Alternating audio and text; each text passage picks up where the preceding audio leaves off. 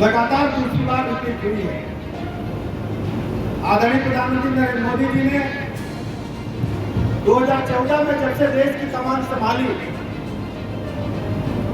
उनके मन में ये पीड़ा थी कि गरीब अमीर में जो अंतर है हमें उसे मिटाना है। हर गरीब के मन में इच्छा होती है, भले ही वो छप्पर झोपड़ी में पैदा हुआ है, उसका बच्चा जब वो बड़ा हो तो पक्के मकान में रहे, उसको शुद्ध पेयजल मिले, जीवन जीने लायक जो उपयोगी वस्तुएं हैं उनको घर के अंदर मिले, जैसे बड़े आदमियों के घर में होती। आजादी के दशकों बीत गए, 73-75 साल बीत गए, लेकिन किसी ने नहीं सोचा।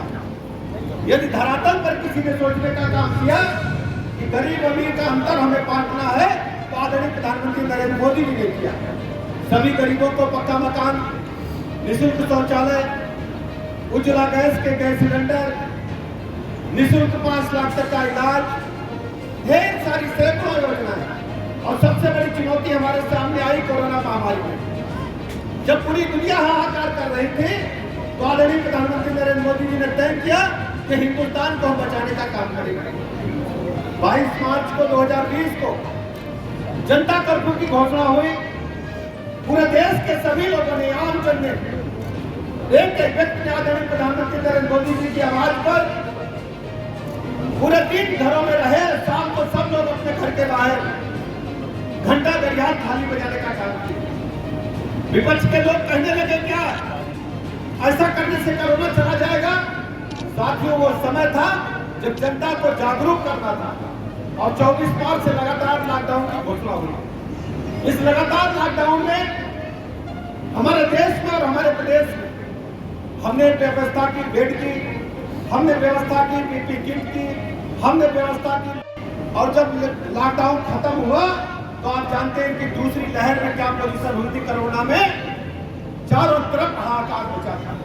बेहतर से बेहतर इंतजाम पूरी दुनिया के पैमाने पर यदि कोई कर पाया है तो भारत वर्ष में और उत्तर प्रदेश में आदरणीय प्रधानमंत्री नरेंद्र मोदी जी ने, आदरणीय योगी जी ने। दुनिया में जब जब महामारी आई तब तक महामारी से लोग कम मरे हैं, भुखमरी से लोग अधिक मरे हैं। लेकिन आदरणीय प्रधानमंत्री जी ने तय किया कि हम अपने लोगों का जब रोजी रोजगार नहीं चल रहा है, हम उनको भोजन व्यवस्था उपलब्ध कराने का काम करेंगे।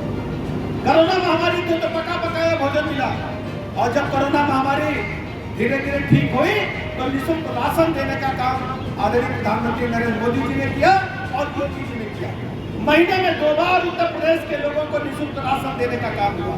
और केवल गेहूं और चावल ही नहीं था, उसमें खाद्य तेल भी था, उसमें नमक भी था, उसमें स्वास्थ्यवर्धक चना भी था, जिससे वास्तव में पूरा फूड आप लोगों को पूरा भोजन मिल सके, ऐसा इंतजाम हमारी सरकार ने किया।